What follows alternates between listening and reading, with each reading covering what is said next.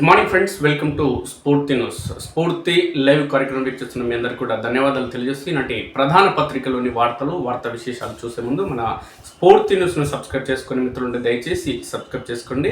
మన స్ఫూర్తి న్యూస్లో వచ్చే ప్రతి వార్త ఎప్పటికప్పుడు మీకు నోటిఫికేషన్ రూపంలో రావడం జరుగుతుంది. అదేవిధంగా మన ప్రాంతానికి అంటే మీరు ఎక్కడైతే నివాసం ఉండడం జరుగుతుందో, ఏ గ్రామం ఏ తండాలో ఉన్నప్పటికీ మీ ప్రాంతానికి సంబంధించిన అభివృద్ధి కార్యక్రమాలు కావచ్చు, సమస్యలు కావచ్చు, మన దృష్టికి తీసుకొస్తే ఖచ్చితంగా మన స్ఫూర్తి న్యూస్లో ప్రసారం చేద్దాం. అందుకోసం మీరు చేయాల్సింది 8919735447 నెంబర్కి వాట్సాప్ లేదంటే సామాన్య కాల్ ద్వారా సమాచారం ఇవ్వచ్చు మిత్రులారా.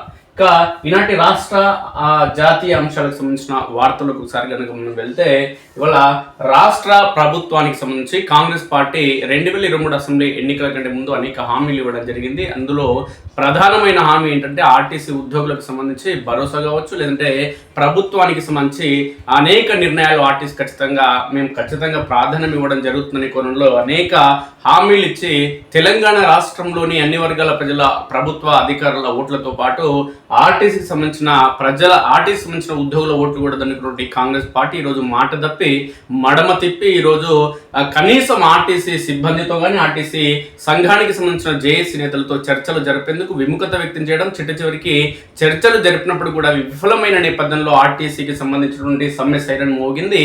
ఆర్టీసీ ఉద్యోగులందరూ కూడా బస్సులను మొత్తం డిపోలకు పరిమితం చేయడం జరిగింది. పరిణామాల నేపథ్యంలో కాంగ్రెస్ పార్టీ అనేది కంగుతుంది. ఎందుకంటే దీనికి ప్రధాన కారణం ఏంటంటే కేసీఆర్ రెండోసారి ముఖ్యమంత్రి అయిన తర్వాత ఈ సంఘాలన్నీ కూడా ఉద్యోగ సంఘాలను మొత్తం నిర్వీర్యం చేయడం జరిగింది కేసీఆర్. అయితే రేవంత్ రెడ్డి ప్రభుత్వం అధికారంలోకి వచ్చిన ఉద్యోగాలకు సంబంధించిన జేఏసీ నేతలు ఎవరు కూడా కాంగ్రెస్ పార్టీకి ప్రధానమైన సవాలు విసిరిన దాఖలు లేవు. కానీ మొట్టమొదటిసారిగా కాంగ్రెస్ పార్టీ అధికారంలోకి వచ్చిన ఈ 2.5 ఏళ్ల కాలంలో ఆర్టీసీకి సంబంధించినటువంటి సిబ్బంది ఈరోజు సమ్మె సైరన్ మోగించడం జరిగింది. ఈ నేపథ్యంలోనే కాంగ్రెస్ పార్టీకి సంబంధించిన నాయకులందరూ కూడా విస్మయం, ఆశ్చర్యానికి గురి కావడం జరుగుతుంది. ఎందుకంటే ఆర్టీసీకి సంబంధించిన జేఏసీ నేతలు సమ్మెకి వెళ్తారన్న స్పృహ కానీ, ఆలోచన కానీ, లేదంటే ముందస్తు ఆలోచన ఈ కాంగ్రెస్ పార్టీకి లేని క్రమంలో ఒక్కసారిగా కంగుదింది కాంగ్రెస్ పార్టీ అనేది స్పష్టంగా తెలుస్తుంది. ఇదే అంశానికి సంబంధించి ఒకసారి చూద్దాం. ప్రభుత్వంతో చర్చలు విఫలం, అర్ధరాత్రి నుంచి సమ్మె ప్రారంభం, ఆర్టీసీ బస్సులు బంద్, ఉద్యోగుల విలీనానికి ప్రభుత్వం విముఖత, ముగిసిన చర్చలు, 4 వారాల గడువు కోరిన కమిటీ, అంగీకరించని ఆర్టీసీ జేఏసీ, సమ్మె సైరన్ మోగించిన కార్మిక సంఘాలు, నిలిచిన బస్సులు, సమ్మె నిర్ణయంతో ఉలిక్కిపడిన సర్కార్, ఆర్టీసీ యాజమాన్యం, సమస్యల పరిష్కారం మరింత జాప్యం కావచ్చన్న మంత్రి పొన్నం, ప్రభుత్వం దిగివచ్చే వరకు ఆందోళన, కార్మిక సంఘాల ప్రకటన, కానరాని ప్రత్యామ్నాయ ఏర్పాట్లు, ప్రయాణికులకు రవాణా కష్టాలు. ఆర్టీసీలో సమ్మె సైరన్ మోగింది. కార్మిక సంఘాల జేఏసీతో ప్రభుత్వం సంస్థ యాజమాన్యం జరిపిన చర్చలు విఫలం కావడంతో సమ్మె అనివార్యమైంది. మంగళవారం అర్ధరాత్రి నుంచి రాష్ట్ర వ్యాప్తంగా ఎక్కడికక్కడ బస్సులు నిలిచిపోయాయి. పలుచోట్ల కార్మికులు డిపోల ఎదుట నిరసనలకు దిగారు. ప్రభుత్వానికి వ్యతిరేకంగా నినాదాలు చేశారు. ఉద్యోగుల విలీనం సహా పలు డిమాండ్లకు ప్రభుత్వం అంగీకరించలేదు. అదే సమయంలో సమ్మె విచ్ఛిన్నానికి అడ్డదారులు ప్రయత్నించిన కాంగ్రెస్ సర్కార్ ప్రజలకు ప్రత్యామ్నాయ ఏర్పాట్లు మాత్రం చేయలేకపోయింది. మొత్తం దీనికి సంబంధించి ఆర్టీసీకి సంబంధించి సమ్మె సైరన్ మోగించిన నేపథ్యంలో ఏం జరగబోతుంది అనే కొన్ని ఒకసారి మనం గమనిస్తే, రాష్ట్ర రవాణా రంగంలో ప్రకంపనలు మొదలయ్యాయి. తమ న్యాయమైన డిమాండ్ల పరిష్కారం కోసం ఆర్టీసీ కార్మికులు చేపట్టిన పోరుబాటు ఆ సమ్మెకు దారి తీసింది. టీజీఎస్ ఆర్టీసీ ఉద్యోగులతో ప్రభుత్వం మంగళవారం జరిపిన చర్చలు విఫలం కావడంతో కార్మిక సంఘాల జాయింట్ యాక్షన్ కమిటీ జేఏసీ మంగళవారం అర్ధరాత్రి నుంచి రాష్ట్ర వ్యాప్త సమ్మెకు పిలుపునిచ్చింది. రాష్ట్ర వ్యాప్తంగా ప్రయాణికులకు రవాణా కష్టాలు మొదలయ్యాయి. ఉదయం మొదటి విడత విధుల నుంచే బస్సులు డిపోలకు పరిమితమయ్యాయి. ఆర్టీసీని ప్రభుత్వంలో విలీనం చేసే అంశంపై సర్కార్ మొదటి నుంచి విముఖత ప్రదర్శిస్తుంది. యూనియన్ల పునరుద్ధరణ వంటి ప్రాథమిక హక్కులను సైతం పెడచెవిన పెట్టింది. ఎన్నికల వేళ ఇచ్చిన హామీలను సైతం కాంగ్రెస్ పార్టీ పూర్తిగా తప్పడం జరిగింది. పరిణామాల నేపథ్యంలోనే సమ్మె సైరన్ మోగింది. ఎన్నికల సమయంలో ఇచ్చినటువంటి హామీలను తుంగలు తొక్కి కమిటీల పేరుతో కాలయాపన చేస్తున్న ప్రభుత్వ తీరుపై కార్మిక లోకం బగ్గుమంది. సమస్యల తీవ్రతను తగ్గించేందుకు ప్రభుత్వం ఆగమేఘాలపై ఒక కమిటీని వేసినప్పటికీ అది కేవలం సమ్మెను నీరుగార్చే ఎత్తుగడగానే కార్మికులు భావిస్తున్నారు. సమస్యల పరిష్కారానికి మరో 4 వారాల గడువు కావాలని కమిటీ కోరడాన్ని జేఏసీ తిరస్కరించింది. చర్చల్లో తమ 32 ప్రధాన డిమాండ్లపై స్పష్టమైన హామీ లభించలేదని కార్మిక నేతలు అసంతృప్తి వ్యక్తం చేశారు. లక్షలాది మంది ప్రయాణికులపై ప్రభావం, ఆర్టీసీ కార్మికుల సమ్మె ప్రభావంతో రాష్ట్ర వ్యాప్తంగా బస్సులు నిలిచిపోనున్నాయి. రోజు ఆర్టీసీ బస్సులో ప్రయాణించే లక్షలాది మంది ప్రయాణికులు తీవ్ర ఇబ్బందులు ఎదుర్కొనే అవకాశం ఉంది. ముఖ్యంగా హైదరాబాద్, వరంగల్ తో పాటు ప్రధాన నగరాల్లో సామాన్య ప్రజలు, విద్యార్థులు ప్రైవేట్ వాహనాలపై ఆధారపడాల్సిన పరిస్థితి ఏర్పడింది. రవాణా శాఖ మంత్రి పొన్నం ప్రభాకర్ కార్మికులను సమ్మె విరమించాలని కోరారు. కార్మికుల సమస్యల పరిష్కారానికి ప్రభుత్వం సానుకూలంగా ఉందని, అందుకే అధికారులు కమిటీని నియమించామని తెలిపారు.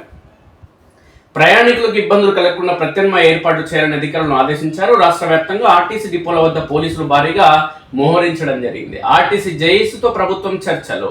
ఆర్టీసీ కార్మికుల సమ్మె పిలుపుతో ప్రభుత్వం ఉలిక్కిపడింది. ఆర్టీసీ కార్మికులు తమ డిమాండ్లను పరిష్కరించాలని చాలా రోజులుగా ప్రభుత్వానికి ఎన్ని విజ్ఞప్తులు చేస్తున్నా పట్టించుకుని ప్రభుత్వం, ఆర్టీసీ యాజమాన్యం సమయం దగ్గర పడుతుండటంతో ప్రభుత్వంలో భయం మొదలైంది. వేసవి తీవ్రత పెరగడం, పరిషత్ ఎన్నికలు సమీపిస్తున్న తరుణంలో ఆర్టీసీ కార్మికులు సమ్మెకు వెళ్తే ప్రభుత్వానికి ఇబ్బందులు తప్పవని ఆర్టీసీ యాజమాన్యానికి అర్థమైంది. సమ్మెకు వివిధ రాజకీయ పార్టీల అనుబంధ కార్మిక సంఘాలు మద్దతు ఇవ్వడంతో ప్రభుత్వం దిగొచ్చింది. దీంతో మంగళవారం మేఘాల మీద ఆర్టీసీ జేఏసీ నేతలను చర్చలకు పిలిచింది.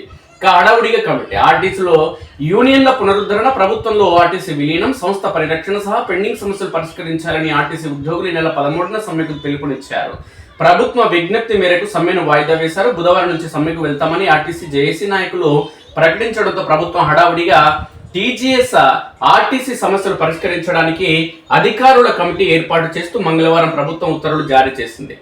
ఇక రవాణా శాఖ ప్రత్యేక ప్రధాన కార్యదర్శి చైర్మన్ గా వ్యవహరించే ఈ కమిటీలో ఆర్థిక, కార్మిక శాఖల ముఖ్య కార్యదర్శులను సభ్యులుగా నియమించారు. TGS RTC MD, vice chairman, convener గా బాధ్యతలు నిర్వహించనున్నారు. ఉద్యోగుల సంక్షేమమే లక్ష్యంగా అన్ని సమస్యలపై సమగ్ర అధ్యయనం చేపట్టి 4 వారాల్లోగా నివేదిక ఇవ్వాలని కమిటీని సర్కారు ఆదేశించింది. ఇక సమ్మె విచ్ఛిన్నానికి సర్కారు కుట్ర. కార్మికులు సమ్మెకు సిద్ధమవుతున్న తరుణంలో ఆర్టీసీ యాజమాన్యం మేఘాలపై ఆర్టీసీ జేఏసీ ప్రతినిధులను చర్చలకు పిలుపునిచ్చింది. తమ 32 ప్రధాన డిమాండ్లపై స్పష్టమైన హామీ ఇవ్వాలని కార్మిక నేతలు కోరారు. ముఖ్యంగా ప్రభుత్వంలో ఆర్టీసీ విలీనం, ఆర్టీసీలో యూనియన్ల పునరుద్ధరణతో పాటు సంస్థ పరిరక్షణ చర్యలకు సంబంధించి స్పష్టమైన హామీ ఇవ్వాలని జేఏసీ నేతలు డిమాండ్ చేశారు. ఇందుకు 4 వారాల గడువు కావాలని కమిటీ చెప్పడంతో జేఏసీ నేతలు బయటకు వచ్చేశారు. మంగళవారం రాత్రి 9:30 గంటల వరకు జరిగిన చర్చలు విఫలమయ్యాయని ప్రకటించారు. ఆర్టీసీ కార్మికుల సమస్యల పరిష్కారానికి ప్రభుత్వం కట్టుబడి ఉన్నదని ఒకవైపు చెప్తూనే మరోవైపు సమ్మె అనివార్యమైన పక్షంలో ప్రత్యామ్నాయ ఏర్పాట్ల పేరుతో సమ్మె విచ్ఛిన్నానికి ప్రభుత్వం కుట్రలు చేస్తున్నదని జేఏసీ మండిపడింది. ఇక సమస్యలు పరిష్కరించే వరకు సమ్మె ఆర్టీసీ జేఏసీ పేర్కొంది. ప్రభుత్వం ఉత్తుత్తి హామీలు ఇచ్చే వెనక్కి తగ్గేది లేదని, సమస్యలు పరిష్కరించే వరకు సమ్మెను కొనసాగిస్తామని JAC chairman Eduru Venkanna, co convener Thomas Reddy స్పష్టం చేశారు. మంగళవారం అర్ధరాత్రి నుంచి చేపట్టనున్న ఆర్టీసీ సమ్మెపై రాష్ట్ర ప్రభుత్వం జోక్యం అవసరమని చెప్పారు. తాము తలపెట్టిన సమ్మెకు అన్ని ఆర్టీసీ సంఘాలు, ప్రజా సంఘాలు మద్దతు ప్రకటించాయని చెప్పారు. ఇప్పటికైనా ప్రభుత్వం ఆర్టీసీ విలీన ప్రక్రియను ప్రారంభించాలని డిమాండ్ చేశారు. కాలయాపన చేయడానికి విలీన కమిటీ వేశారని ఆరోపించారు. నష్టాల్లో ఉన్న మెట్రోను ప్రభుత్వ పరం చేయాలని చూస్తున్నారని, కానీ ఆర్టీసీని మాత్రం పట్టించుకోవడం లేదని ఆవేదన వ్యక్తం చేశారు. ఆర్టీసీ పరిస్థితి సరిగ్గా లేనప్పుడు మూసి అభివృద్ధి ఎలా చేస్తారో చెప్పాలని డిమాండ్ చేశారు. ఆర్టీసీ అవుట్సోర్సింగ్ ఆర్థిక పరిస్థితి సరిగ్గా లేనప్పుడు మూసి అభివృద్ధి ఎలా చేస్తారో చెప్పాలని డిమాండ్ చేశారు. ఆర్టీసీ అవుట్సోర్సింగ్ సిబ్బంది కూడా సమ్మెలో పాల్గొనాలని, మరో సకల జనుల సమ్మెగా ఆర్టీసీ సమ్మె మారబోతున్నదని తేల్చి చెప్పారు. ఆర్టీసీని హైదరాబాద్ లో లేకుండా చేయాలని చూస్తున్నారని సందర్భంగా జేఏసీ నేతలు విమర్శించారు. సమ్మెకు అద్దె బస్సులు దూరం. ఆర్టీసీ సమ్మెకు మద్దతు ఇవ్వబోమని అద్దె బస్సుల యాజమాన్యాల అసోసియేషన్ ప్రకటించింది. సంఘం పరిధిలో ఉన్న దాదాపు 3500 అద్దె బస్సులు యథావిధిగా నడుస్తాయని అసోసియేషన్ వెల్లడించింది. సమ్మె అనివార్యమైతే ప్రజా రవాణా అస్తవ్యస్తమయ్యే ప్రమాదం ఉందని భావించిన ప్రభుత్వం ప్రత్యామ్నాయ మార్గాలను అన్వేషిస్తుంది. అద్దె బస్సులతో పాటు స్కూల్ బస్సులను కూడా వినియోగించుకోవాలని యోచిస్తున్నట్లు సమాచారం. ఈ దశలో ఆర్టీసీ జేఏసీ నేతలు మాత్రం రాష్ట్ర వ్యాప్తంగా అన్ని డిపోలను సమ్మెకు సమాయత్తం చేశారు. ఇక సమ్మెపై పునరాలోచించండి అంటూ మంత్రి పొన్నం ప్రభాకర్ పేర్కొన్నారు. సమ్మెపై ఆర్టీసీ కార్మికులు పునరాలోచన చేయాలని రాష్ట్ర రవాణా శాఖ మంత్రి పొన్నం ప్రభాకర్ విజ్ఞప్తి చేశారు. ఉద్యోగులుగా మీరు, ప్రభుత్వంగా మేము కలిసి ప్రజలకు ఇబ్బందులు కలగకుండా చూసే బాధ్యత మనందరిపై ఉందని పేర్కొన్నారు. ఆర్టీసీ కార్మికులతో చర్చలకు ముందు సచివాలయంలో మంత్రి మీడియాతో మాట్లాడారు. ఆర్టీసీ సంస్థ పరిరక్షణ, ఉద్యోగుల సంక్షేమం, ప్రయాణికుల సౌలభ్యాన్ని ప్రభుత్వం చూస్తుందని ఎలాంటి వేషధలకు పోకుండా అధికారులు కమిటీకి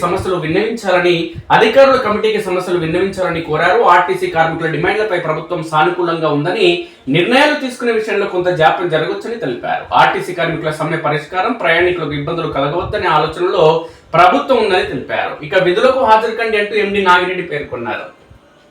ప్రలోభాలకు లోను కాకుండా సంస్థ ప్రయోజనాలు దృష్టిలో ఉంచుకొని కార్మికులందరూ విధులకు హాజరు కావాలని, ప్రభుత్వానికి సహకరించాలని ఆర్టీసీ ఎండి నాగిరెడ్డి విజ్ఞప్తి చేశారు.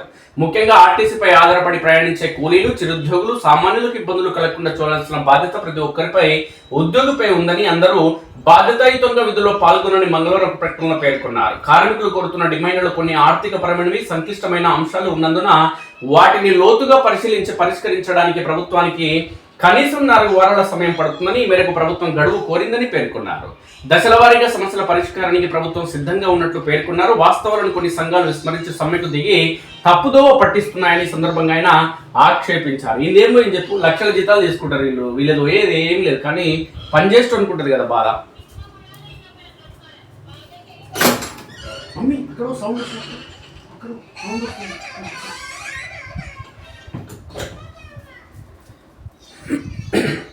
కార్మికుల ప్రధాన డిమాండ్లు ఇవి. ఆర్టీసీని ప్రభుత్వంలో విలీనం చేయాలి, కార్మికులను ప్రభుత్వ ఉద్యోగులుగా గుర్తించాలి, ట్రేడ్ యూనియన్లపై ఆంక్షలు ఎత్తివేసి గుర్తింపు సంఘం ఎన్నికలు నిర్వహించాలి, ఉచిత బస్సు పథకం కింద నెలకు 4,400 కోట్ల బకాయిలను తక్షణమే విడుదల చేయాలి, ఇక బ్రెడ్ విన్నర్ కాంట్రాక్ట్ అవుట్సోర్సింగ్ పోస్టులను తక్షణమే పర్మనెంట్ చేయాలి, అద్దె బస్సు డ్రైవర్లను సంస్థలో విలీనం చేయాలి, సంస్థ ప్రైవేటీకరణ యోచనను విరమించుకోవాలి, ఎలక్ట్రిక్ బస్సులను ప్రభుత్వమే కొనుగోలు చేసి ఆర్టీసీ సంస్థకు అప్పగించాలి.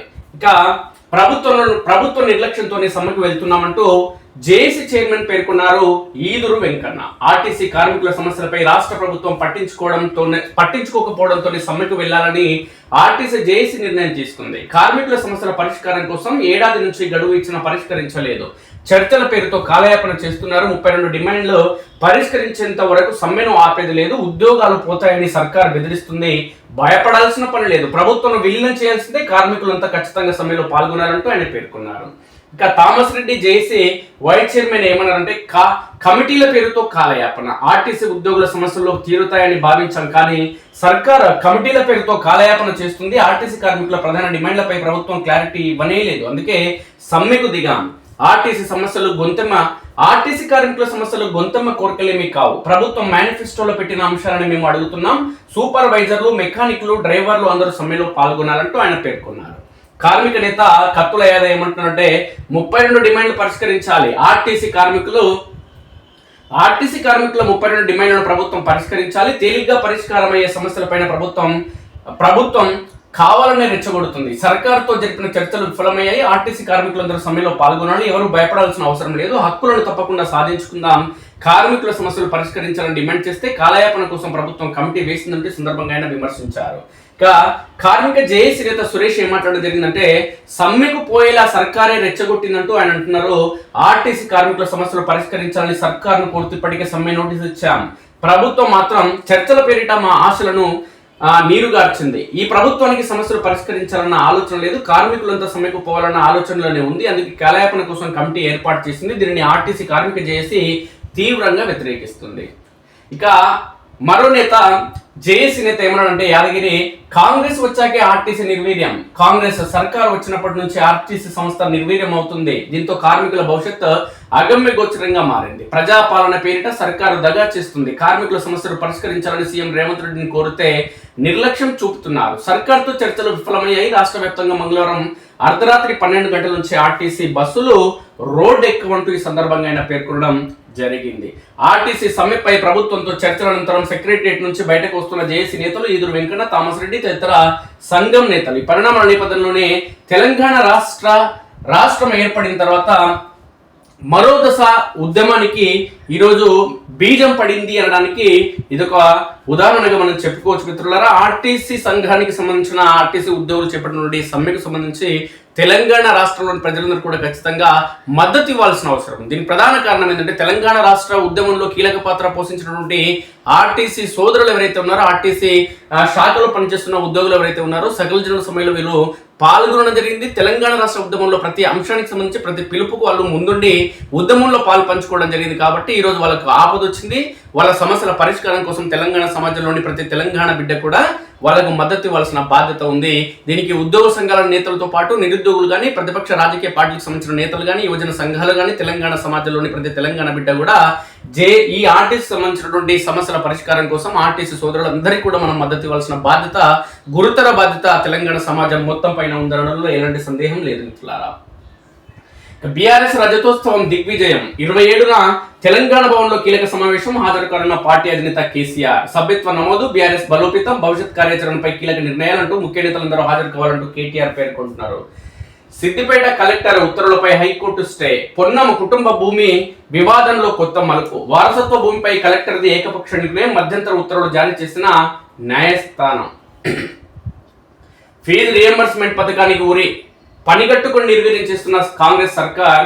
బకాయిల బాధలతో డీమ్డ్ బాటలు కాలేజీలు. ఖజానా ఖాళీ అంటూనే దుబారా చేస్తున్న వైనం. వృధా ఖర్చులకు కోట్లు ఖర్చు పెడుతున్న సర్కార్. ఇక ఉద్యమమే శరణ్యం అంటున్న రాష్ట్ర విద్యార్థి లోకం. ఇది పొన్నం ప్రభాకర్ సంబంధించినటువంటి స్థలానికి సంబంధించి భూమికి సంబంధించిన అంశం ఒకసారి మనం చూద్దాం మిత్రులు. ఎందుకంటే అధికార పార్టీలో ఉన్నాడు పొన్నం ప్రభాకర్, మంత్రిగా ఉన్నాడు. మరి ఏం చేసింది ఆయన? కలెక్టర్ ఆయనకు ఎందుకు వంతపాడిన కలెక్టర్ ఎందుకు మంత్రి పొన్నం ప్రభాకర్కి అనుకూలంగా ఉత్తర్వులు ఇవ్వడం జరిగింది? కోర్టు దీన్ని ఎందుకు వ్యతిరేకించిందన్న అంశాన్ని ఒకసారి మనం చూద్దాం. సిద్దిపేట కలెక్టర్ ఉత్తర్వులపై హైకోర్టు స్టే. పొన్నం కుటుంబ భూ వివాదంలో కొత్త మలుపు. వారసత్వ భూమిపై కలెక్టర్ది ఏకపక్ష నిర్ణయం. మధ్యంతర ఉత్తర్వులు జారీ చేసిన న్యాయస్థానం. ఇంతకుముందు సమైక్య ఆంధ్రప్రదేశ్ ఉన్నంత వరకు మిత్రులారా, తెలంగాణ రాష్ట్రం ఏర్పాటు కంటే ముందు సమైక్య ఆంధ్రప్రదేశ్ ఉన్నంత వరకు ఏముందంటే కలెక్టర్లు అంటే రాష్ట్రానికి బాస్. అంటే మంత్రులు కానీ, ఎమ్మెల్యేలు కానీ, ఎమ్మెల్సీలు కానీ, ముఖ్యమంత్రి కూడా చేయనటువంటి న్యాయం ప్రజలకు లేదంటే సమస్య ఏదైనా ఉంటే కలెక్టర్ దగ్గరకు వస్తే నిష్పక్షపాతంగా కలెక్టర్ ఖచ్చితంగా ప్రజలకు సేవ చేయడం జరుగుతుంది. కలెక్టర్ వృత్తి హోదా అనేది అంత గౌరవప్రదంగా ఉండే మిత్రులారా. కానీ తెలంగాణ రాష్ట్రం ఏర్పడింది, కేసీఆర్ ముఖ్యమంత్రి అయిండు, కలెక్టర్లకు ఉన్న విలువ పోయింది. ఇక ఆయన జిల్లాలను ముక్కలు చేసి పడేసి ఇంకా 4, 5, 2, 3 ఒక నియోజకవర్గాన్ని ఒక జిల్లాగా ఏర్పాటు చేసిన క్రమంలో ఆ కలెక్టర్లకు విలువ లేకుండా అవుతుంది. ఆ కలెక్టర్లు కూడా రాజకీయ నాయకుల అడుగులకు మడుగులు ఒత్తుతూ అధికార పార్టీకి తొత్తులుగా మారుతూ ఒక ఎస్ఐ ఎట్లా పనిచేస్తాడో, లేదంటే ఒక సిఐ ఎట్లా పనిచేస్తాడో, లేదంటే వాళ్ళని ట్రాన్స్ఫర్ చేసే పరిస్థితి ఏ విధంగా ఉంటుందో వాళ్ళపై ఒత్తిడి తెచ్చి మంచి పోలీసులున్నా అదేవిధంగా ఇలా కలెక్టర్లు కూడా అధికార పార్టీలకు సంబంధించిన నేతలకు భూ రిజిస్ట్రేషన్ల విషయంలో కానీ, భూముల కబ్జాల విషయంలో కానీ 100% సహకరించడం జరుగుతుంది. ఇలా టీఆర్ఎస్ ప్రభుత్వంలో కానీ, ఇలా కాంగ్రెస్ ప్రభుత్వంలో కానీ. అట్లయితేనే కలెక్టర్లు కొన్ని సంవత్సరాల పాటు ఒక జిల్లాలో విధులు నిర్వహించడం జరుగుతుంది, లేదంటే ట్రాన్స్ఫర్ అయిపోవడం జరుగుతుంది, లేదంటే అతి బలహీనమైన శాఖకు వాళ్ళని బదిలీ చేయడం జరుగుతుంది. చూద్దాం ఇది ఏం జరిగింది అనేది. సిద్దిపేట జిల్లా మిట్టపల్లిలో బీసీ సంక్షేమ శాఖ మంత్రి పొన్నం ప్రభాకర్ అన్న కొడుకు పొన్నం అనూప్ కుమార్ తో నెలకొన్న భూ వివాదం కొత్త మలుపు తిరిగింది. భూభారతి రికార్డుల్లో మార్పులు చేస్తూ సిద్దిపేట కలెక్టర్ హైమావతి ఇచ్చిన నంబర్ D-1/627/2025 ఉత్తర్వులను హైకోర్టు సస్పెండ్ చేసింది. తదుపరి ఉత్తర్వులు వెలువడే వరకు కలెక్టర్ ఉత్తర్వులు అమలును నిలిపివేయాలని ఆదేశిస్తూ మంగళవారం మధ్యంతర ఉత్తర్వులు జారీ చేసింది. సిద్దిపేట అర్బన్ మండలం మిట్టపల్లికి సంబంధించినటువంటి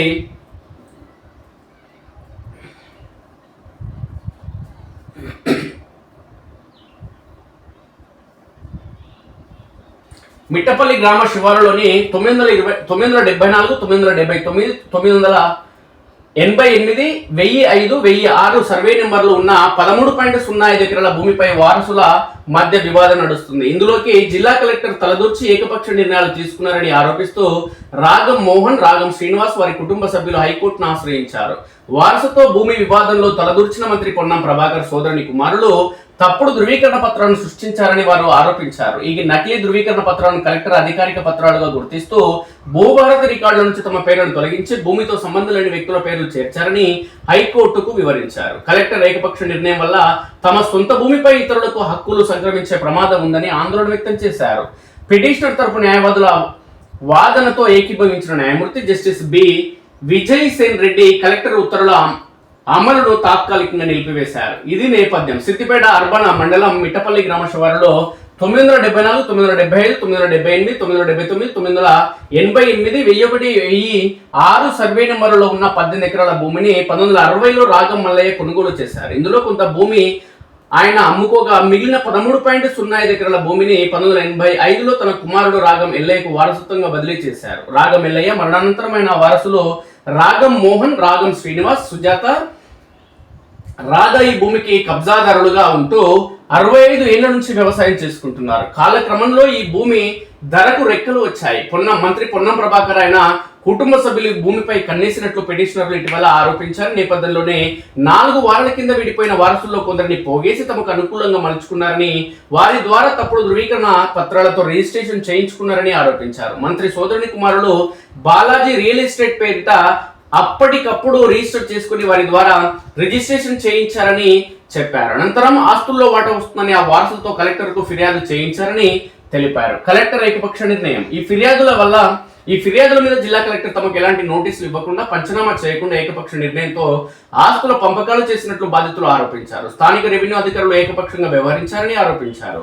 ఈ భూమి తమదేనంటూ అన్ని ఒరిజినల్ పత్రాలు సమర్పించినా ఏమాత్రం పట్టించుకోలేదని తెలిపారు. పూర్తిగా మంత్రి చెప్పిన ఆదేశాల మేరకు నడుచుకుంటున్నారని, అసలు లబ్ధిదారుల పేర్లను తొలగించి వారి స్థానంలో ఇతర వారసుల పేర్లు చేరుతూ జిల్లా కలెక్టర్ గత ఏడాది డిసెంబర్ 12న ప్రొసీడింగ్స్ D-1/6/2025 జారీ చేశారని వెల్లడించారు. ఈ ఉత్తర్వుల ద్వారా మంత్రి అన్న కొడుకు పొన్నం అనూప్ కుమార్ మరో 2 పరోక్ష హక్కుదారులు అవుతారని ఈ సందర్భంగా పేర్కొనడం జరిగింది. గుత్ప ఉన్నోందే బర్రె అయినట్టు అధికారం ఉన్నోంది ఎలా భూములు అవుతున్నాయి, అధికారం ఉన్నోందే దోసుకున్నోడికి దోసుకున్నంత అవుతుంది. ఆయన టీఆర్ఎస్ వాడు గదే చేసింది, ఎలా కాంగ్రెస్ వాడు గదే చేస్తున్నాడు. కారుదే సర్కారు ఇదే ఖరారు. 2 ఏళ్ల ముందే తెలంగాణ ప్రజల నిర్ణయం. జగిత్యాల ప్రజా ఆశీర్వాద సభ సందేశం ఇదే. సభలో సీఎం అంటూ నినాదాల హోరు. ఉర్రూతలుగిన మాజీ సీఎం కేసీఆర్ ప్రసంగం. కేసీఆర్ ప్రతి పంచ్ సోషల్ మీడియాలో వైరల్. ఉద్యమ కేసీఆర్ మళ్ళీ కనిపించారనే విశ్లేషణ. గల్లీ నుంచి ఖండాంతరాల వరకు అమెరికా దాకా టీవీలు, ఫోన్లలో అతుక్కుపోయిన ప్రజలు. కేసీఆర్ సభ ముందు సర్కారు కార్యక్రమం వెలవెల. బూతుల ప్రసంగంతో అటెన్షన్ కు సీఎం యత్నం. ఇక రేవంత్ స్టేట్మెంట్ అయితే కేసీఆర్ ఏమో స్టేట్స్ మెన్ అంటూ ఆయన మేనల్లుడు అంటున్నాడు హరీష్ రావు. పులిని చూసి నక్క వాతులు పెట్టుకున్నట్లు సీఎం తీరు. కేసీఆర్ స్పీచ్ ను లైవ్ లో 36 లక్షల మంది చూస్తే సీఎం రేవంత్ రెడ్డి లైవ్ ను 4 లక్షల మంది చూసిండ్రు. రాష్ట్రంలో రేవంత్ పాలనకు శుభం కార్డ్ పడింది. ఓటుకు నోటు కేసులో రేవంత్ రెడ్డి జైలుకు వెళ్లడం ఖాయం. BRS deputy fourth leader Harish Rao ధ్వజం. ఈ ఏడాది ఎరువు కరువే. War effect. పశ్చిమాస యుద్ధంతో ఎరువుల కొరత. వానాకాలంలో 3.4 కోట్ల టన్నుల అవసరం. మార్చిలో 4వ వంతు పడిపోయిన ఉత్పత్తి. సహజ వాయు సరఫరాకు బ్రేకులే కారణం. తిండి గింజలపై ప్రభావం పడొచ్చు అంటున్న నిపుణులు. ఆర్థికం అధోగతి. మోదీ పాలనలో దిగజారిన జీడిపి ర్యాంక్స్. పనికి మళ్ళీ వార్తలు ఎందుకు పెడతారా మీరు ఏదో లెస్ అనుకున్నట్టు. తెలంగాణ రాష్ట్రం సర్వనాశనం భ్రష్టు పట్టించిన బీఆర్ఎస్ పార్టీ మీది. ఏదో మోడీ గురించి మాట్లాడతారు సిగ్గు లేకుండా. ఎంపీ ఎన్నికలో ఒకటి కూడా గెలవలే. డెక్కన్ ఆక్రమిస్తుంటే అధికారులు ఎక్కడ? అభిప్రాయం కాదు, క్షేత్రస్థాయి వాస్తవాలు చెప్పండి. బాధ్యులైన అధికారుల పేర్లు, వివరాలు మాకు ఇవ్వండి. అందరిని విధుల్లోంచి తీసేసి విచారణ చేపట్టండి. మరి మోడీ పాలన విఫలమైతే కాంగ్రెస్ పాలన ఏం నరికిరా? ఏమొచ్చిందిరా? ఎందుకు మరి 55 ఏళ్లకు పైగా కాంగ్రెస్ పాలన వేసింది దేశాన్ని. ఎందుకు పేదలుగానే ఉన్నారు. గరీబీ హటావ్ అని 84 చెప్పింది. 84 కంటే ముందు చెప్పింది ఇందిరాగాంధీ. ఎందుకు రాలేదు నాయన గరీబీ హటావ్? పనికి మళ్ళా రాతలు కూతలు మారరీల బతుకులు. ఆర్టీసీ సంబంధించిన సమయం మొదలైందంటూ ప్రధానంగా వెలుగు ప్రధాన పత్రికలో వార్త వచ్చింది. ఇక ఉద్యోగుల బదిలీలకు గ్రీన్ సిగ్నల్. జనరల్ ట్రాన్స్ఫర్లపై నిషేధం ఎత్తివేస్తూ రాష్ట్ర సర్కారు ఉత్తర్వులు. ఒకే చోట కనీసం 3 ఏళ్ల సర్వీస్ పూర్తి చేసి ఉంటేనే బదిలీకి అర్హత. 4 ఏళ్లు అదే చోట ఉంటే తప్పనిసరి ట్రాన్స్ఫర్. జనగణన విధుల్లో ఉన్న సిబ్బందికి పూర్తిగా మినహాయింపు. ఏ కేడర్లో అయినా మొత్తం సిబ్బందిలో బదిలీలు 40% మించొద్దు. స్పౌస్ కేసులు, క్యాన్సర్ బాధితులకు టాప్ ప్రయారిటీ. మే 1 నుంచి 31 వరకు బదిలీల షెడ్యూల్. జూన్ 1 నుంచి మళ్ళీ బదిలీలపై నిషేధం. గెజిటెడ్ ఆఫీసర్లకు సొంత జిల్లాలో నో ఎంట్రీ. స్టేషన్ అంటే ఊరే. Request బదిలీలకు TTA cut. 3 స్థాయిల్లో బదిలీల కమిటీలు, 5 ఆప్షన్లకు ఛాన్స్. పక్కాగా వెబ్ కౌన్సిలింగ్.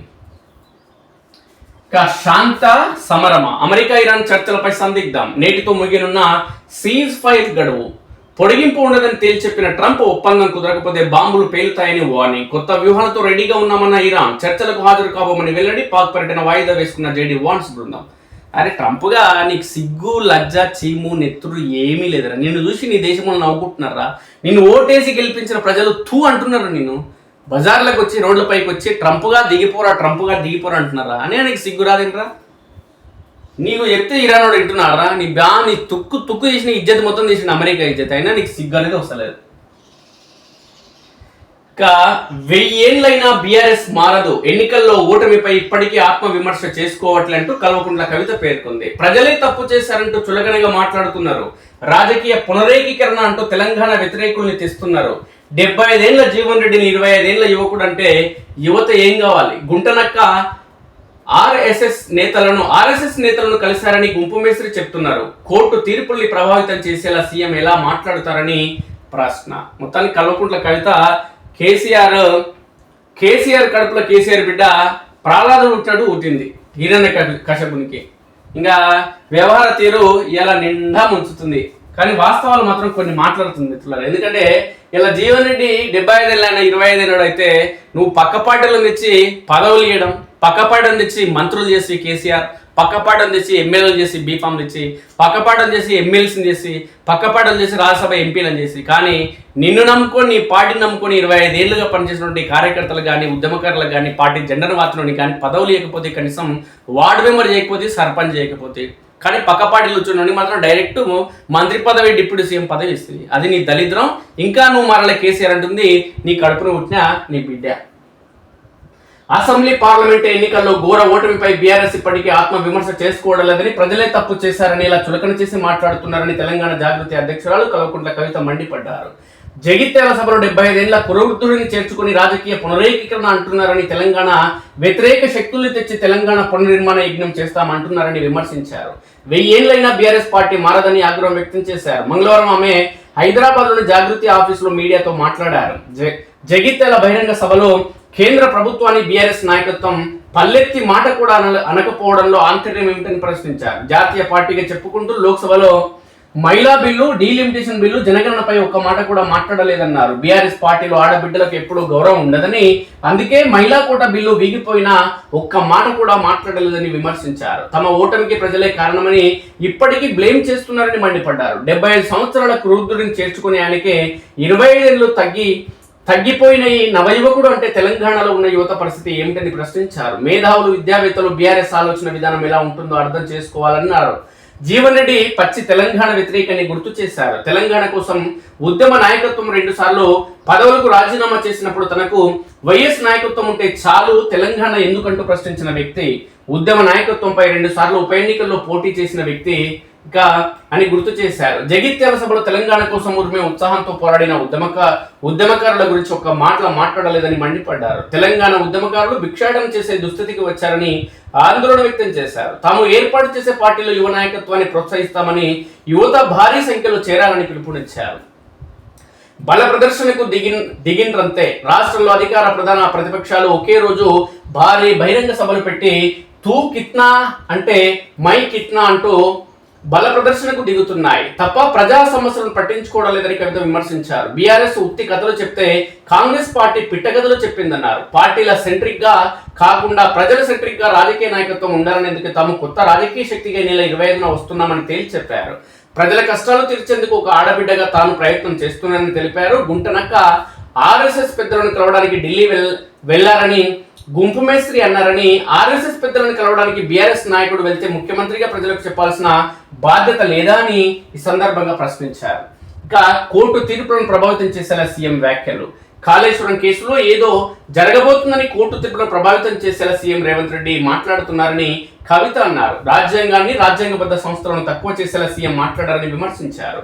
ఢిల్లీలో గుంటనక్క ఎవరిని కలిశారో చెప్పాలా అంటూ ఆయనతో సీఎం డీలు మాట్లాడుకుంటున్నారని ఆరోపించారు. తెలంగాణలో ప్రతిపక్షం లేకుండానే చేయడానికి రేవంత్ రెడ్డి ఎవరిని ప్రశ్నించారు. ఎవరు ప్రతిపక్షంలో ఉండాలో, ఎవరు పాలకపక్షంలో ఉండాలో డిసైడ్ చేయాల్సింది ప్రజలు కదా అని ప్రశ్నించారు. 10 ఏళ్లు తానే సీఎంగా ఉంటారని ఎలా చెప్తారని, కాంగ్రెస్ పార్టీ ఏం చేసిందని ప్రజలు రెండోసారి ఓట్లేస్తారని పేర్కొన్నారు. ఆర్టీసీ కార్మికులంటే లెక్కలేనితనంతో ప్రభుత్వం వ్యవహరిస్తుందని, ఆర్టీసీలో కార్మికులు లేకుండా చేసి సంస్థను ప్రైవేట్ పరం చేయాలని చూస్తున్నారని కవిత ఈ సందర్భంగా ఆరోపించడం జరిగింది.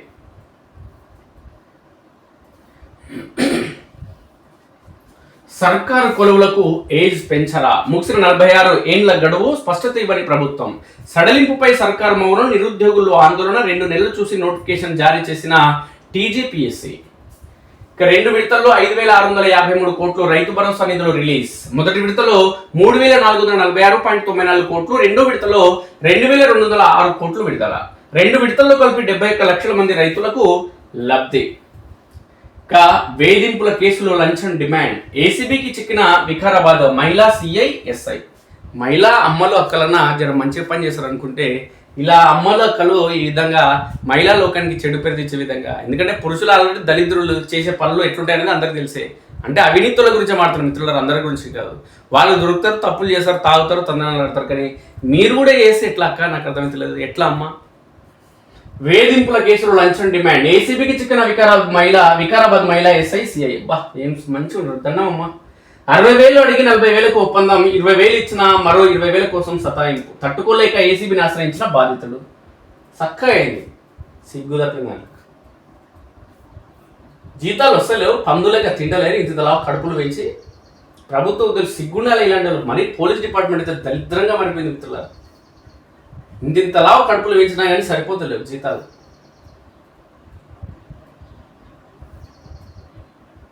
చూద్దాం ఇలా దొంగ పని ఏంది, ఎట్టెడ దొరికిన దొంగలు అనేది ఒకసారి చూద్దాం.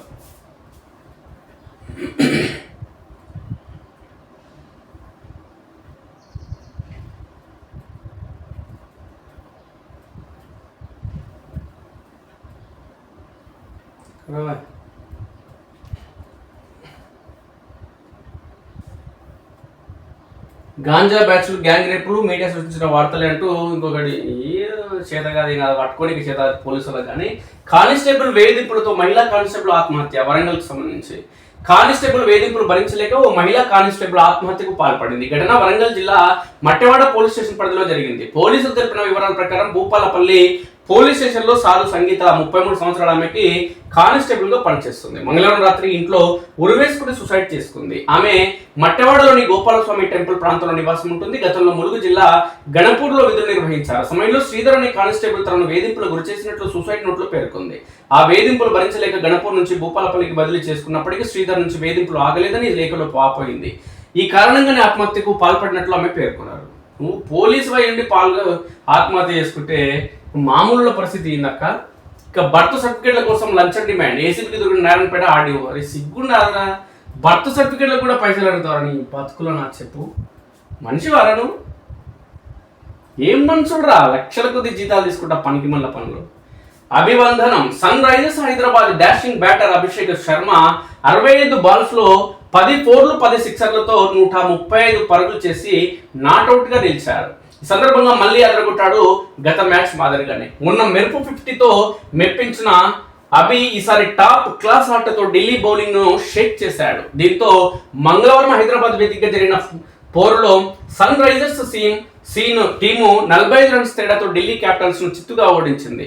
ఫస్ట్ బ్యాటింగ్ చేసిన హైదరాబాద్ 20 ఓవర్లలో 242 పరుగులు చేసింది, 2 వికెట్లు కోల్పోయి. ఇక డీసీ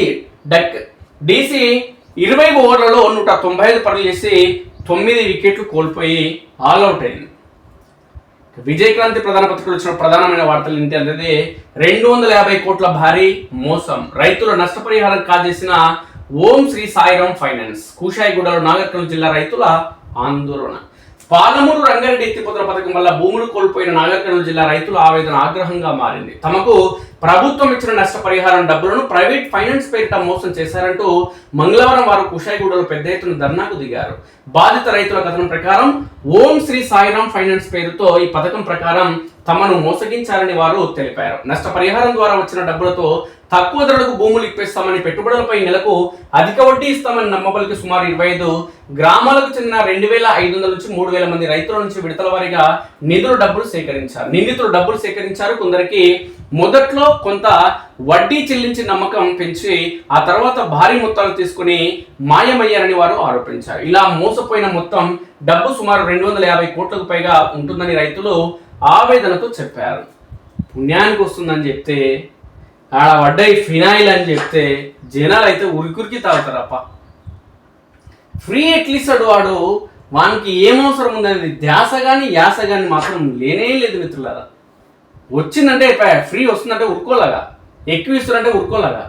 కాప్రా సర్కిట్ పరిధిలోని సుభాష్ నగర్ నివసిస్తున్న ప్రధాన నిందితుడు ధనంజయ్ గుప్తా ఇంటి ముందు రైతులు బైఠాయించి గంటల తరబడి నిరసన కొనసాగించారు. పరిస్థితి ఉద్రిక్తంగా మారడంతో పోలీసులు భారీగా మోహరించారు. చాలా మంది రైతులు తమ కుటుంబ అవసరాల కోసం చేసుకున్న పొదుపులతో పాటు అప్పులు తెచ్చి కూడా ఈ ఫైనాన్స్ సంస్థలు పెట్టుబడులు పెట్టినట్టు చెప్పారు. ఇప్పుడు డబ్బులు పోవడంతో తీవ్ర ఆర్థిక ఇబ్బందులు ఎదుర్కొంటున్నామని ఆవేదన వ్యక్తం చేశారు. కొందరు రైతులు ఆత్మహత్య యత్నాలకు కూడా పాల్పడినట్లు చెబుతున్నారు. ఈ వ్యవహారంలో ఇట్యాల సాయిబాబా, ధనంజయ్ గుప్తా, బాలీశ్వర్, తుకారం, నాగం, కరుణాకర్ రెడ్డి, బుచ్చిరెడ్డి, జానకీరామ్ రెడ్డి, శ్రీనివాస్ తదితరులు కీలక పాత్ర పోషించినట్లు ఆరోపించారు. బాధితులు ఇప్పటికే కోర్టును ఆశ్రయించగా హైకోర్టు ఆదేశాల మేరకు నిందితుల ఆస్తులను తాత్కాలికంగా జప్తు చేసినట్లు సమాచారం. అయినప్పటికీ ప్రధాన నిందితులు ఇంకా అరెస్ట్ కాలేదని రైతులు ఆగ్రహం వ్యక్తం చేశారు. ధర్నా సందర్భంగా మహిళా రైతులు కూడా పెద్ద సంఖ్యలో పాల్గొని కన్నింటి పర్యాంతమయ్యారు. భూములు పోయాయి, డబ్బులు కూడా పోయాయి, ఇప్పుడు మా కుటుంబాలు ఎలా బతుకుతాయి అంటూ వారు వాపోయారు. కొందరు రైతులు తమ పిల్లల చదువులు ఆగిపోయాయని, అప్పుల బాధతో ఇళ్లలో కలహాలు పెరిగాయని తెలిపారు. ఈ సందర్భంగా రైతు నాయకుడు పాషం యాదగిరి మాట్లాడుతూ భూములు కోల్పోయిన రైతులకు సరైన మార్గదర్శకం ఇవ్వడంలో ప్రభుత్వం విఫలమైందని విమర్శించారు. పునరావాస ప్యాకేజీల అమలు లోపించడంతో రైతులు ప్రైవేట్ సంస్థల వల్ల పడాల్సి వచ్చిందన్నారు. వెంటనే నిందితులందరినీ అరెస్ట్ చేసి వారి ఆస్తులను వేలం వేసి బాధితులకు డబ్బులు తిరిగి ఇవ్వాలని డిమాండ్ చేశారు. పరిస్థితిని అదుపులోకి తీసుకోవడానికి పోలీసులు మధ్యవర్తిత్వం చేసి రైతులతో చర్చలు జరిపారు. సమస్యను ఉన్నతాధికారుల దృష్టికి తీసుకువెళ్తామని హామీ ఇచ్చిన తర్వాత కొంతమంది రైతులు వెనుదిరిన న్యాయం జరిగే వరకు తమ పోరాటం కొనసాగిస్తామని వారు స్పష్టం చేయడం జరిగింది. మొత్తానికి పుణ్యానికి ఎవడో ఒక రూపాయి ఇయ్యాడు, ఇప్పటికైనా దయచేసి గుర్తించుకోండి. ఎవడో ఒక రూపాయి తీసి తనకు దానం చేయడు. అమ్మా చేత ఇదిలేదని చెప్పి ఎవడన్నా దానం చేయమ్మా అని చేయి జాపితే మనం ఏం చేస్తాం? రూపాయి చిల్లలేదు అంటాం. 10 రూపాయలు లోటు ఉన్నా, 20 రూపాయలు లోటు ఉన్నా, 50 రూపాయలు లోటు ఉన్నా, 100 ఉన్నా, ఇంకేమున్నా. నిధులు లేవు, విధులు లేవు. 2 నెలల క్రితమే వివిధ కార్పొరేషన్లకు చైర్మన్ల నియామకం. సబ్సిడీ నిధులు రావు, లబ్ధిదారులకు ఇవ్వరు. జూలై 2వ వారంలో ముగినున్న పదవీ కాలం ఈసారి అవకాశం ఇవ్వాలని, మరోసారి అవకాశం ఇవ్వాలని కోరుతున్న చైర్మన్లు. రేవంత్ నీలా తొక్కుకుంటూ రాలే అంటూ కింది స్థాయి నుంచి ఎదిగిన అన్ని వ్యవస్థలు నాశనం చేస్తున్న సీఎం రేవంత్ రెడ్డి. నేను కింది స్థాయి నుంచి వచ్చినా కానీ రేవంత్ రెడ్డి అన్ని వ్యవస్థలను నాశనం చేస్తున్నాడు అంటున్నాడు. అదేవిధంగా బీఆర్ఎస్ రాష్ట్ర ప్రధాన కార్యదర్శి ఎంపికైనటువంటి జీవన్ రెడ్డి. కేసీఆర్ రేవంత్ చర్చకు సిద్ధమా? రాష్ట్రాన్ని పీల్చి పిప్పి చేశారు. 23న Jan Aakrosh padayatra. BJP state chief Ramachandra Rao. నువ్వు ఏ చేసినా నీ దిక్కు జనమే చూస్తలేరు రామచంద్రరావు. నిన్ను ఓడ పట్టించుకుంటాడు తెలంగాణ సమాజం. నీ ఎందుకు ఆ పదవికి సెట్ అయితే లేవు. ఈనాడు ప్రధాన పత్రికలు చూద్దాం వార్త.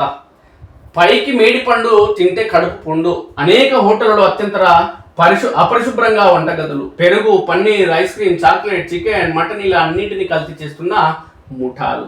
ప్రమాదకర రసాయనాలతో ఆహార పదార్థాల తయారీ, వరుస దాడులతో వెలుగులోకి చీకటి కోణాలు. దీంతో ఏది కాదు. ఫుడ్ కార్పొరేషన్ ఇక్కడ పనిచేయదు, ప్రభుత్వం పనిచేయదు, జనం సత్యనాలకు అవసరం లేదు.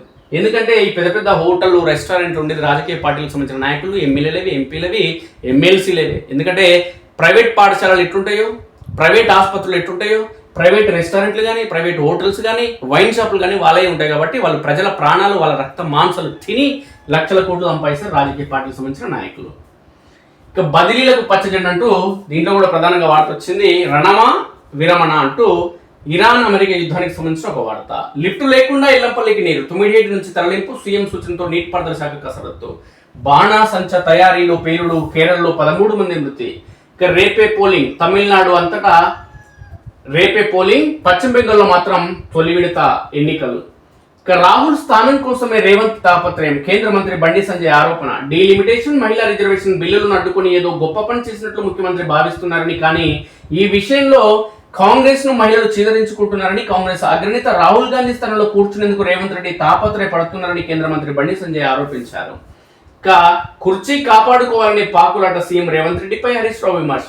కేసీఆర్ది రాష్ట్ర ప్రయోజనాల బాట అయితే రేవంత్ రెడ్డిది కుర్చీ కాపాడుకోవాలనే పాకులాట అంటూ హరీష్ రావు ఆరోపించారు. సుప్రీంకోర్టు బుధవారం ఓటుకు నోటు కేసు విచారణ. కాళేశ్వరం కేసు. మే 6న ఎమ్మెల్యేల పార్టీ ఫిరాయింపు కేసుల విచారణపై న్యాయ నిపుణులతో మాట్లాడేందుకు ఢిల్లీకి వెళ్ళినట్టు ఈ సందర్భంగా ఆయన స్పష్టం చేశారు. బారాస అధికారంలోకి రావడం కల్లా మంత్రులు కుమ్మటరెడ్డి, అదేవిధంగా లక్ష్మణ్ కుమార్ జీవితాంతం మీరే ఉంటారు. ఎందుకు మాట్లాడతారు సోయి మాటలు, సొల్లు కబుర్లు. తొలి భూ ఆధార్ జారీ. అందుకున్న కుసుమంచి వాసి రాష్ట్రంలో సర్వే ఆధారిత రిజిస్ట్రేషన్ షురు. ఏం రిజిస్ట్రేషన్ అయినా మీ పని ఉట్టిదే.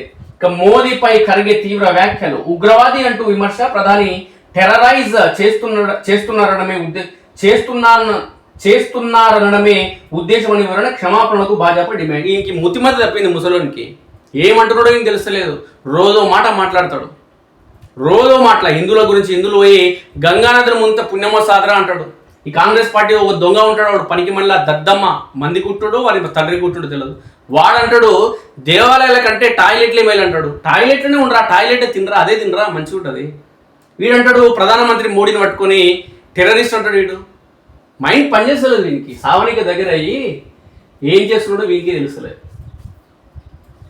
మోదీ ఓ ఉగ్రవాది అంటున్నాడు. వీడు అన్నావు కదరా, మరి ఉగ్రవాది అన్నప్పుడు నువ్వు మాట మీద ఉండాలి కదరా. మరి క్షమాపణ, నన్ను క్షమించండి అని మళ్ళీ ఎందుకు అంటున్నారా నువ్వు? చూడు ఈ మాట.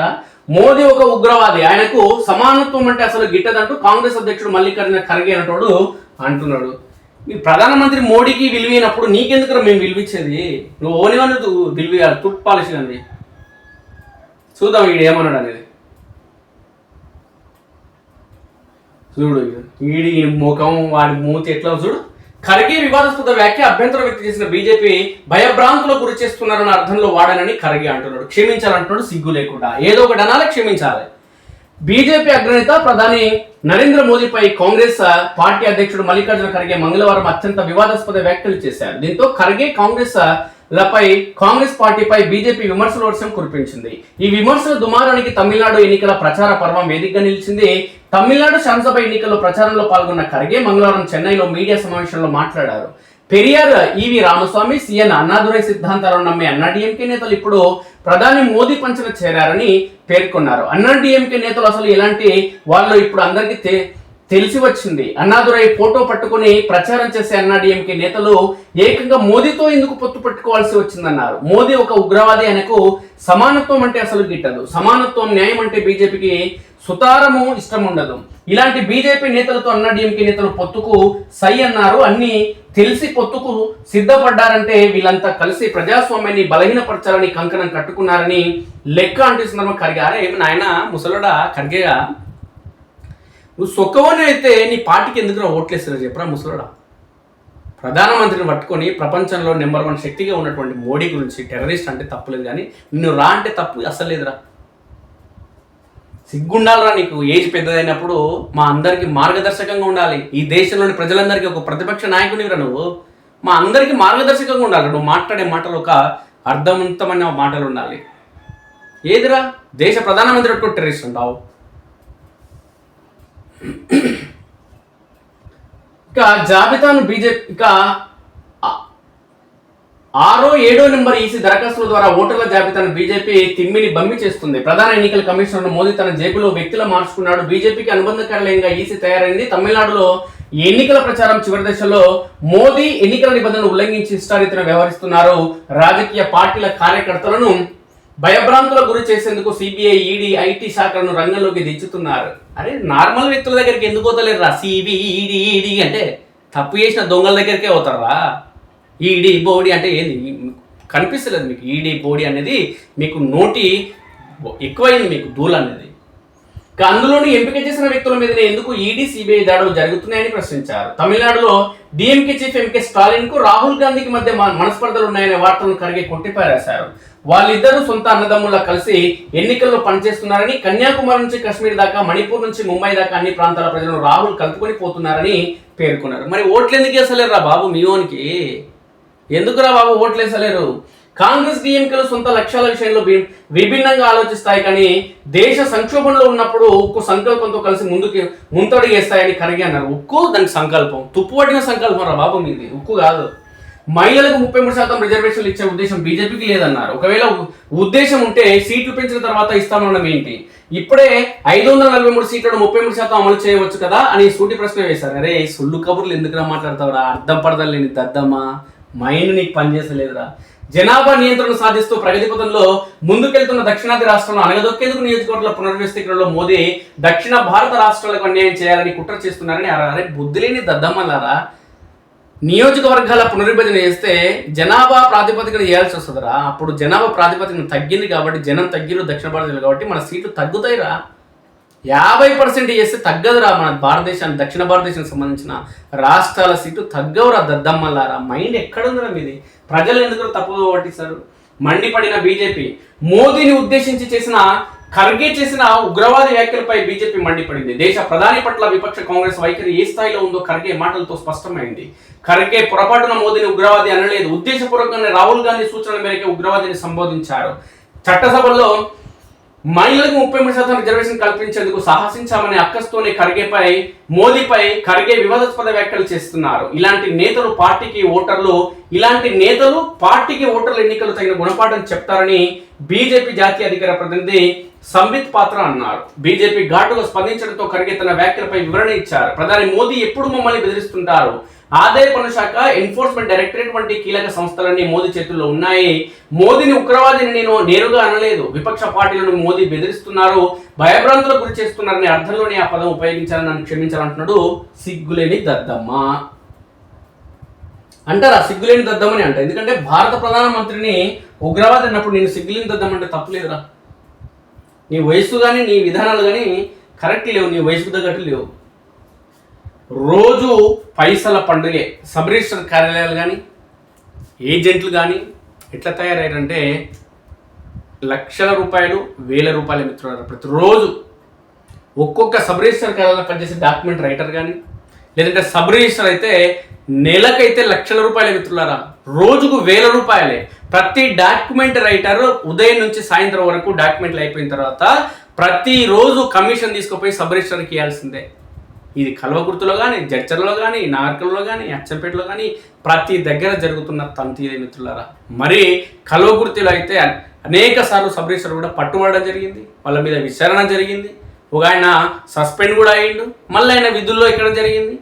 ఈ అవినీతి అక్రమాలు జరుగుతున్నా ప్రభుత్వం మాత్రం ఎలాంటి చర్యలు తీసుకోవడం లేదు. దీనికి కారణం ఏంటి అంటే ప్రభుత్వం కనుసన్నలోని ఇవన్నీ జరుగుతుంటాయి. అవినీతి అక్రమాలు ఎందుకు జరుగుతాయంటే ప్రభుత్వం అంటే అధికార పార్టీ ఏదైతే ఉందో అధికార పార్టీకి సంబంధించిన మంత్రులు కానీ, ఎమ్మెల్యేలు కానీ, ఆ ప్రభుత్వం కానీ అవినీతి అక్రమాలు చేసే అధికారులను మాత్రమే ట్రాన్స్ఫర్ చేయకుండా ఆయా ప్రభుత్వ శాఖల్లో పని చేయించుకుంటున్నారు. ఇవాళ కాంగ్రెస్ పార్టీ అధికారంలో ఉన్నా, గతంలో టీఆర్ఎస్ పార్టీ అధికారంలో ఉన్న తెలంగాణ రాష్ట్రం ఏర్పడిన తర్వాత తెలంగాణ రాష్ట్రంలో అవినీతి అక్రమాలు అనేది భారీగా పెరిగిపోయింది మిత్రులారా. గతంలో ఒక సబ్ రిజిస్టర్, ఒక తహసీల్దార్, ఒక ఆర్డీఓనా, లేదంటే ఒక ఎస్ఐ, ఒక కానిస్టేబుల్ మాత్రమే, లేదంటే ఒక సిఐ మాత్రమే, ఒక డిఎస్పీ మాత్రమే అధికార పార్టీ చెప్తే వినలేదని చెప్పి ట్రాన్స్ఫర్ చేస్తున్నాడు. ప్రధానంగా ఇది ఎస్ఐసిఐల దగ్గర ఎక్కువ ఉండే పరంపర అనేది. ఇప్పుడు కలెక్టర్లు కూడా ట్రాన్స్ఫర్ చేస్తున్నారు ఈ కాంగ్రెస్ పార్టీకి సంబంధించిన నాయకులు. వాళ్ళకి సంబంధించిన మంత్రులకు సంబంధించిన ఎమ్మెల్యేలకు సంబంధించిన భూములను ఏ విధంగా అయితే ఇష్టారీతిగా అక్రమంగా ఇతర వ్యక్తులపైన ట్రాన్స్ఫర్ చేసేందుకు ఒప్పుకోకపోతే కమిషనర్లు కూడా ట్రాన్స్ఫర్ చేస్తున్నారు. ఇవాళ సబ్ రిజిస్టర్లను కూడా ఆ విధంగా వాడుకోవడం జరుగుతుంది. ఈ పరిణామాల నేపథ్యంలోనే అవినీతి అక్రమాలు అనేది భారీగా పేరుకుపోవడం జరుగుతుంది. అవినీతి అక్రమాలు చేసినా మా వెంట్రుక పీకేటోడు ఇవ్వలేడు అనే కోణంలో. దీనికి కారణం ఏంటంటే ప్రభుత్వంలో ఉన్నటువంటి అధికార పార్టీ ఏదైతే ఉందో అధికార పార్టీ తప్పులకు తావిస్తుంది. అధికార పార్టీలే ఈ ప్రజాప్రతినిధులే అధికారులను తప్పులు చేయిస్తున్నాయి, తప్పులు చేయాలని ప్రోత్సహిస్తున్నాయి, తప్పులు చేస్తే వారికి ప్రమోషన్లు ఇస్తున్నాయి, తప్పులు చేస్తే వారికి కమిషన్లు ఇస్తున్నాయి. పరిణామాల నేపథ్యంలో మొత్తానికి నష్టపోయేది ఎవరి మిత్రులారా? సామాన్య ప్రజలు ఇలా సబ్ రిజిస్టర్ కార్యాలయానికి పోవాలన్నా, డాక్యుమెంట్ రైటర్ దగ్గరికి పోవాలన్నా కమిషన్ భారీ మొత్తంలో తీసుకోవడం జరుగుతుంది. ఈ పరిణామాల నేపథ్యంలో తెలంగాణ సమాజం తీవ్రంగా నష్టపోవడం జరుగుతుంది మిత్రులారా. అది ఏంటనేది ఒకసారి చూద్దాం. ప్రతి సబ్ రిజిస్టర్ కార్యాలయంలో కల్వకుర్తిలో కూడా ప్రధానంగా ఇది జరుగుతుంది. చర్చ అనేది జోరుగా జరుగుతుంది. చర్చ జరిగినా ఇది రహస్యంగా జరుగుతుంది. ఇది సాయంత్రం అయిన తర్వాత సబ్ రిజిస్టర్ డాక్యుమెంట్ రైటర్ తీసుకుపోయి రహస్యంగా డబ్బులు ఇస్తారు కాబట్టి బయట నిరంతరం పడే అవకాశం ఉండదు. ఎందుకంటే ఉదయం నుంచి సాయంత్రం వరకు సబ్ రిజిస్టర్ కార్యాలయం బిజీ, ఎవడొచ్చినా బిజీ, ఎవరికి టైం ఇవ్వరాలి. సాయంత్రం అయిన తర్వాత అందరూ టైం అయిపోయిన తర్వాత సబ్ రిజిస్టర్ల దగ్గరికి అందరూ డాక్యుమెంట్ దగ్గరికి పోవాలి. ఎవరి పైసలు అడిగి ముట్ట చెప్పి రావాలి. ఎన్ని డాక్యుమెంట్లు ఎన్ని పైసలు, ప్రతి డాక్యుమెంట్కి ఒక నిబంధన ప్రకారం కొన్ని వేల రూపాయలు పరంపర అనేది జరుగుతుంది. కాబట్టి ప్రజలను ఈరోజు నడ్డి విరిచే విధంగా తెలంగాణ సమాజాన్ని దోచుకునే విధంగా అధికార పార్టీలు కానీ, ప్రభుత్వాలు కానీ, డాక్యుమెంట్ రైట్స్ కానీ ఈ విధంగా వ్యవహరించడం జరుగుతుంది. స్టెప్ బై స్టెప్ అన్ని శాఖలకు సంబంధించిన అధికారులు కానీ, ప్రైవేట్ వ్యక్తులు కానీ ఇలా దోపిడీ గురి చేయడం జరుగుతుంది. తెలంగాణ సమాజాన్ని నట్టేట ముంచడం జరుగుతుంది, నడ్డి విరచడం జరుగుతుంది. చూద్దాం ఏంటన్నది. రోజు పైసల పండుగే. సబ్ రిజిస్టర్ కార్యాలయాల్లో విచ్చలవిడిగా అవినీతి. స్లాట్ బుకింగ్ మొదలు ప్రతి లావాదేవీకి అదనంగా ముట్ట చెప్పాల్సిందే. కీలక సెంటర్లలో రోజుకు లక్ష లేనిదే ఇంటికి వెళ్లేదిలా. రంగారెడ్డి, హైదరాబాద్, మేడ్చల్, సంగారెడ్డి జిల్లాలో పోస్టింగ్లకు ఏమంటే డిమాండ్. డాక్యుమెంట్ రైటర్లు ప్రైవేట్ వ్యక్తుల ద్వారా అక్రమార్జన, ప్రతి లావాదేవీకి 500 నుంచి 2000 వరకు అదనంగా వసూలు. ఇది కల్వకుర్తిలో కూడా భారీగా జరుగుతుంది మిత్రులారా. డాక్యుమెంట్ను బట్టి 10,000 వరకు రేటు, పై స్థాయిలోనూ ముడుపులు, స్టాంపులు, రిజిస్ట్రేషన్ల శాఖలో రోజుకు ₹1,00,00,000 పైగా అవినీతి చోటు చేసుకుంటుందనే అంచనా. చర్యలు తీసుకోవాల్సిన ప్రభుత్వం పట్టించుకోవడం లేదని విమర్శలు. ఎందుకు పట్టించుకుంటుందంటే తప్పు చేయనోడు పట్టించుకుంటాడు, తప్పు చేయనోడు ప్రశ్నిస్తాడు. తప్పు ప్రభుత్వమే చేయిస్తున్నది కాబట్టి ప్రభుత్వంలోని ఎవరైతే రాజకీయ పార్టీలకు సంబంధించిన నాయకులు అంటే సామాన్య ప్రజలు ఎవరైనా ఊళ్ళో లేకుండా వాడు 10 సంవత్సరాలు 5 సంవత్సరాలు హైదరాబాద్ కోసం, పని కోసం, ఉపాధి కోసం వెళ్తే, లేదంటే పక్క దేశానికి వెళ్తే ఆ భూమి ఆక్రమణ చేస్తున్నారు వీళ్ళే, దానికి సహకరిస్తున్నారు వీళ్ళంతా. ఇప్పుడు అంటే భూములు కానీ ప్లాట్లు కానీ వీళ్ళ పరిధిలో ఉన్నాయి. రాష్ట్రంలో సబ్ రిజిస్టర్ కార్యాలయాలు 3 దస్తావేజులు 6 పచ్చనోట్లు అనే తరహాలో ప్రతిరోజు అవినీతిలో తేలిపోతున్నాయనే ఆరోపణలు ఉన్నాయి. రాష్ట్రంలోని ఓ సబ్ రిజిస్టర్ కార్యాలయానికి అనధికారికంగా డాక్యుమెంట్ రైటర్లే అద్దె చెల్లిస్తున్నారనే సమాచారం కాగా, ప్రభుత్వంతో సంబంధం లేని ఓ అనధికార వ్యవస్థకి చెందిన వ్యక్తులు ఈ విధంగా కరలేం అద్దెను చెల్లిస్తున్నారంటే స్టాంపులు, రిజిస్ట్రేషన్ల శాఖలో అవినీతి ఎంత విచ్చలవిడిగా ఉందో, ప్రైవేటు వ్యక్తులు డాక్యుమెంట్ రైటర్ల ఆసరాతో సబ్ రిజిస్టర్లు ఏ విధంగా దోచుకుంటున్నారో అర్థం చేసుకోవచ్చు. రాష్ట్ర వ్యాప్తంగా మొత్తం 144 సబ్ రిజిస్టర్ కార్యాలయాలు ఉండగా వీటిలో 100కు పైగా మంచి రాబడి ఉన్నవని ఆ శాఖ అధికారులు చెప్తున్నారు. ఉమ్మడి పాలమూరు జిల్లాలో కల్వకుర్తి కూడా నెంబర్ 1 ఉంది మిత్రులారా, దోచుకోవడంలో, దాచుకోవడంలో, ఇక తప్పు పనులు చేయడంలో. రాష్ట్ర వ్యాప్తంగా రోజుకు సగటున 2,500 వరకు లావాదేవీలు జరుగుతున్నాయి. ఇక రంగారెడ్డి లాంటి కీలక సెంటర్లు, వైరా లాంటి చిన్న సెంటర్లు కలిపి సగటున ప్రతి లావాదేవీకి భారీ మొత్తంలో ముడుపులు తీసుకోవడం జరుగుతుంది. ఈ ముడుపుల నేపథ్యంలోనే భారీ మొత్తంలో డబ్బు సొమ్ము చేసుకుంటున్నట్లు స్పష్టంగా తెలుస్తుంది. ఇక ఒక్క డాక్యుమెంట్ కి సంబంధించి 4,000 అదనంగా వసూలు చేస్తున్నారని అంచనా. ఈ విధంగా చూస్తే రాష్ట్ర వ్యాప్తంగా స్టాంపులు, రిజిస్ట్రేషన్ల శాఖలో జరిగే అవినీతి రోజుకు 1 కోటి పైన, అంటే నెలకు 25 కోట్లు, ఏడాదికి 300 కోట్ల అవినీతి జరుగుతుందని స్పష్టమవుతుంది. ఇది కేవలం సక్రమంగా ఉండే లావాదేవీలకు అదనంగా తీసుకునేది మాత్రమే. ఆపై ఎంత జరుగుతుందో ఊహించుకోవచ్చు. అంటే తప్పుడు పనులు, అక్రమంగా రిజిస్ట్రేషన్లు కావచ్చు, తప్పుడు మార్గం, తప్పుడు పని చేసేందుకు, అంటే సక్రమమైన పని చేసేందుకే కమిషన్ 300 కోట్లు ఏడాదికి అవుతుందంటే అక్రమ పని చేసేందుకు ఎన్ని రెట్లు ఉంటుంది? ఈ 300 కోట్లకు ఎన్ని రెట్లు అధికంగా ఉంటుంది? ఒకసారి అర్థం చేసుకోవాలి మిత్రులారా.